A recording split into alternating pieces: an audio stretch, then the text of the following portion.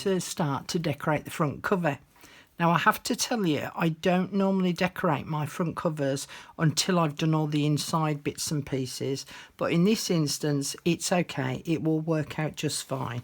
So what I've done is I've printed off page 19 and 20. So this is page 19, that's page 20, and as you can see from page 19 I've cut around the 3 edges just to cut off the white excess area, apart from this edge here. Page 20 I've printed onto a thin card and I've got my glassine bag. So what we're going to do is we're going to fold this edge over first with the white edge. Now you can do this on your score pal if you want to. And as you can see, I folded it over with a little bit of the blue edge, and it's because I want to keep the majority of this dark blue edge here because it goes too light into the middle. Now I am going to use, reach down for it, my score pal. Because I know that my cover is 5.5 inches wide, I want this pocket to be a little bit narrower so that I've got a little bit of a border of the wallpaper behind it. So I'm going to score this at 5 inches.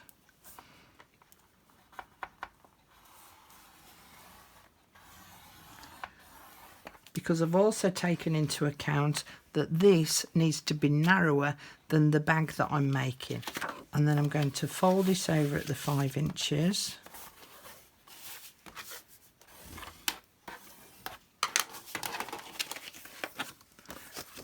And I've got some excess here, so I'm just going to cut that excess off a little bit, but so that it meets up with that edge there.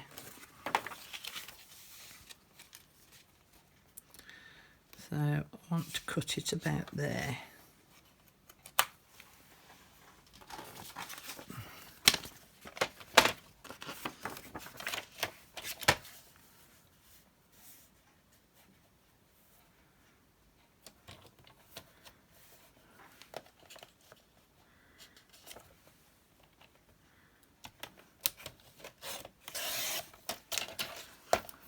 So I've cut off that little strip there, and hopefully it should meet up, which it does. Okay, so I'm going to open that back out. I'm going to fold up the bottom edge. Let's just check with the glassine bag. I am going to cut the glassine bag down, but I just want to make sure that I'm not going over the top.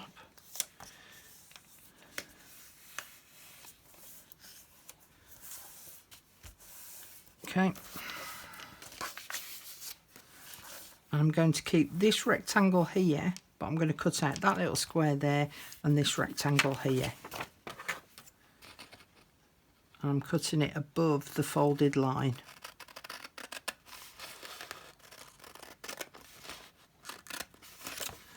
And then taper the corner there, taper the corner there,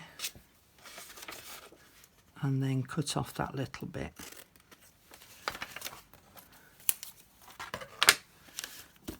Fold in that little edge. Put glue on this one.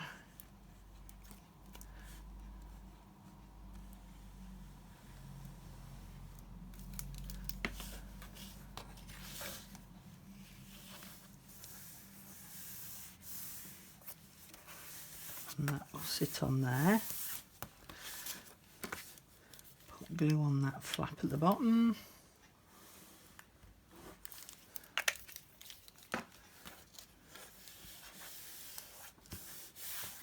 And that's my paper bag now made.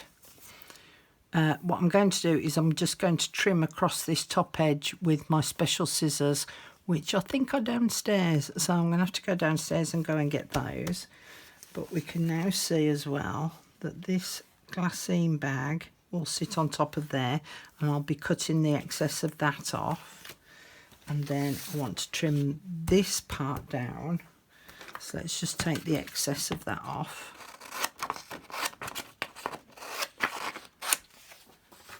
To sit on top of the glassine bag.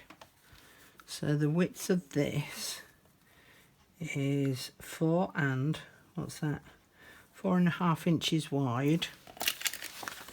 So this needs to be just fractionally under there. So I'm going to line that up with the edge of the design, trim, because I can always come back and cut a bit more off if needs be. Do that bottom bit.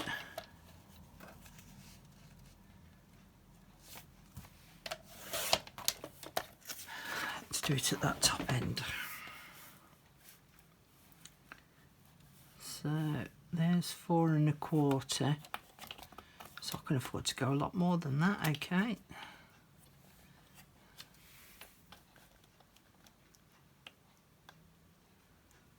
So this is now at 4 inches. And then that will sit on there and you'll get to see part of the glassine bag. And I'm going to fussy cut, a very simple fussy cut, around the top edge of this. From this point here, where I've cut it straight, I'm just going to carefully follow the line and leave a bit of white space. So whilst I'm fussy cutting this out, you go put the kettle on and make yourself a brew. And can you make me one whilst you're at it? Thank you. And I'll see you back here in a sec once I've cut it all out.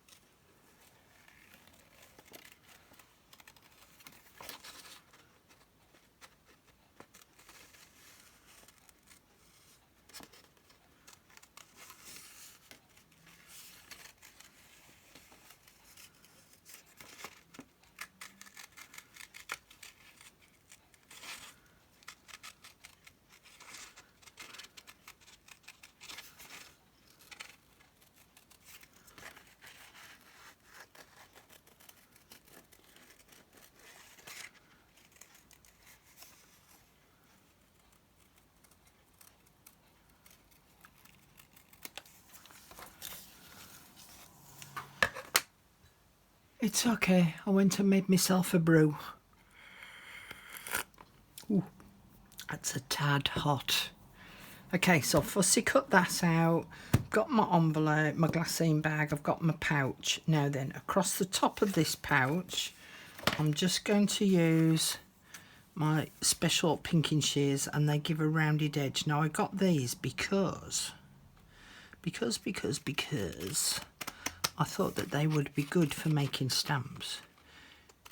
And this is in my Amazon shop if you want to get your own. And I've inked around the 3 sides already and I'm using walnut stain. And I'm just going to ink across the top. And I don't have to ink the back because that's going to be glued onto the back onto the cover. Okay, so that's that bit done. Next thing is, throwing it away and I need it, is I want this glassine bag to fit on here comfortably. So in actual fact, I'm just going to trim it off where that flap is there, because I don't need to trim it down any more than that, I don't think.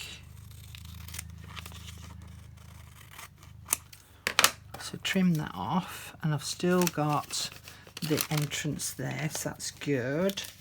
And then ink up around all 4 sides. As you can see, what I'm doing here is once I've inked it up, I've got a line here from where I inked it up. So I'm just going to line it back up with that, so then I'm not getting the ink on the back side. Again, not that it matters in this instance, but there are times that that does matter. Now you could tea or coffee dye your glassine bags as well, which would then give it a nice crinkly effect, but for speed that will do me nicely, thank you very much. And then I'll end up sticking that onto there, and then that will sit on top of there. Now if I want to ink this up, I can use me Dibby Dabby Doobie to just ink up the sides, the straight edges.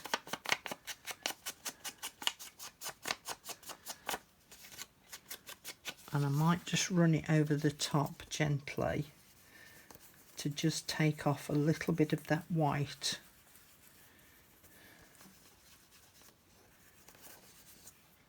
Edge.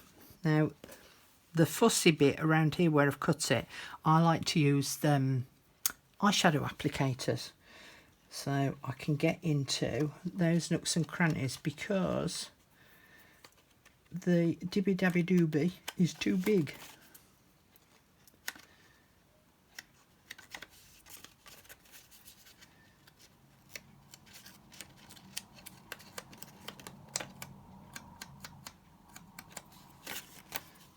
So now I'm going to stick this onto that, and again I'm just going to do it around 3 sides so that I can make this into a pocket on top of the glassine bag.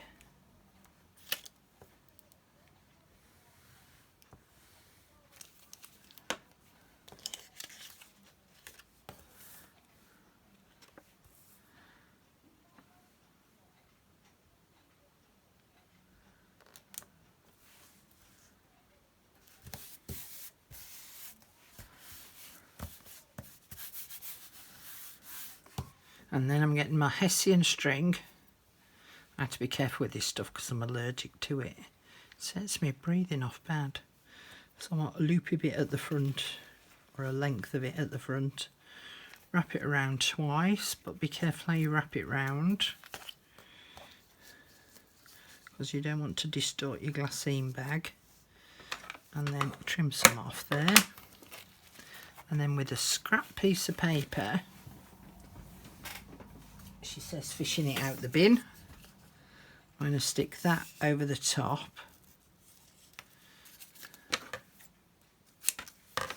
to hold this in place.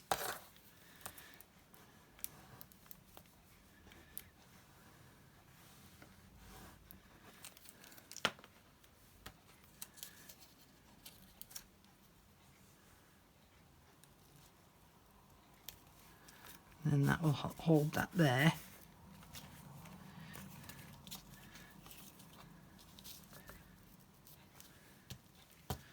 And then I can tie a knot at the front.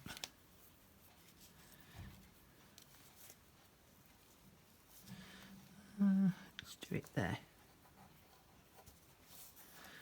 So I've done a knot and I'm now doing another one, but I'm going to go through that loop twice before I pull it in tight.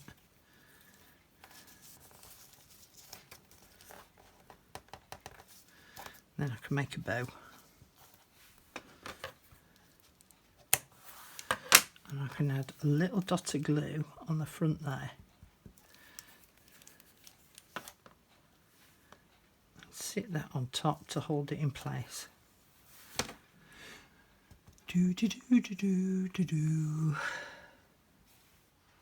Next thing I want to do is I want to add some decorative elements onto the front of this. One of the things that I've decided to do differently is I've put glue on the back here, whereas a little bit earlier you saw me leaving it open as a pocket, but I'm actually gluing that down flat because I'm putting the dimensional flowers on top of that. I chose some of Tim Holt's Field Notes, so I think I'm going to use this one and add it on the side there. Oh, wrong way around, Carol. So put a little dot of glue. Come on, there we go. Little dot of glue on the edge there, and then just pop it behind the glassine bag so that it's popping out there. I've chosen this one to put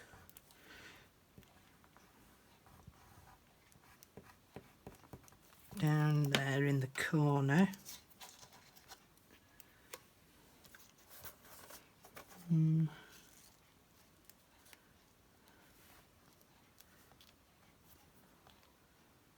That will go there. I might add that one on top. And then I've already put my my foam tape on the back of these.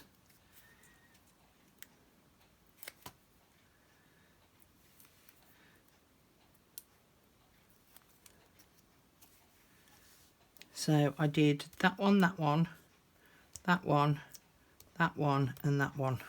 But I did this one as a joint, so I kept them joined together. And I'm not inking the edges up because I don't want them to stand out so much.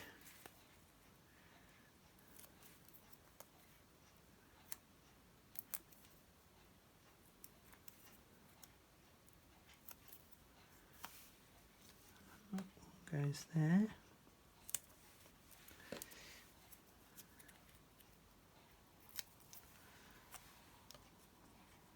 But obviously it's up to you which bits you decide to cut out, and even if you want to do this part of it.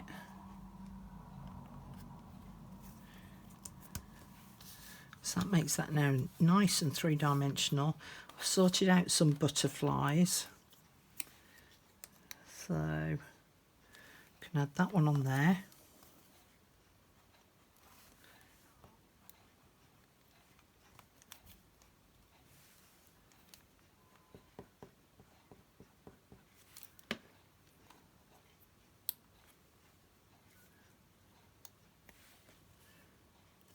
So if I bend it in the middle a little, then it can sit on top of the flower and also then on the bag, and that makes that then three-dimensional.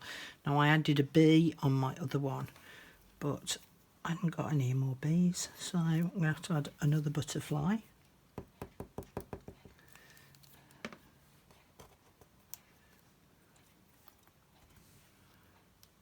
You can go in there.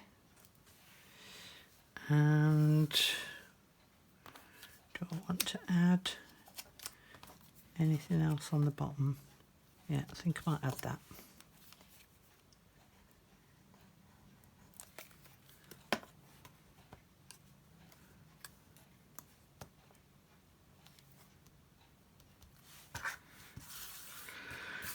And then I can turn that over and I can put glue on the three sides so that the glassine bag is a pocket and also an added pocket at the back, and then that can sit on top of the bag.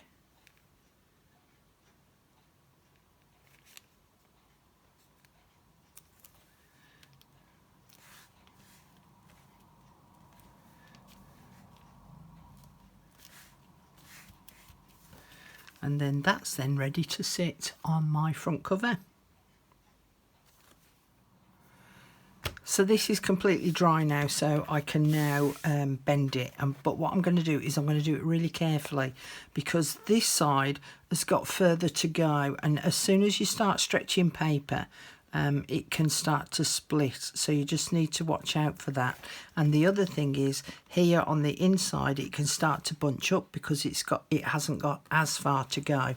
So try and do it as slowly as possible, and it should, because it's already got that spine in from the cardboard, it should start to bend quite easily.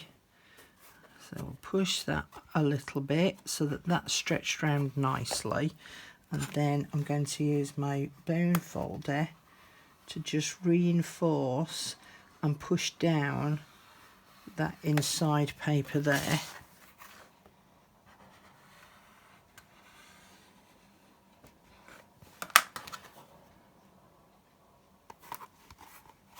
And I can see that this is just lifting off to a little, so I'm going to add a little bit more glue to that a little bit later on, because that hadn't quite stuck down, whereas it stuck down fine at the top. Okay, so we'll keep this at the bottom so that if it gets a little bit messy or whatever, then it's not going to be as visible.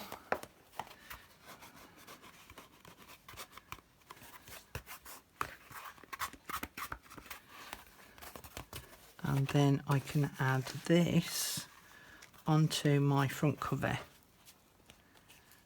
and that can sit on there.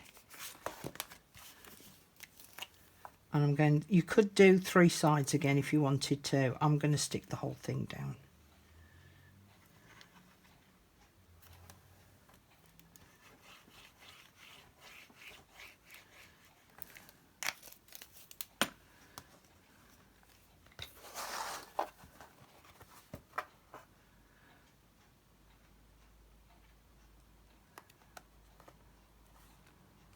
Then that will sit on there, and that's the basis of my front cover done. I'll do the closure in another video.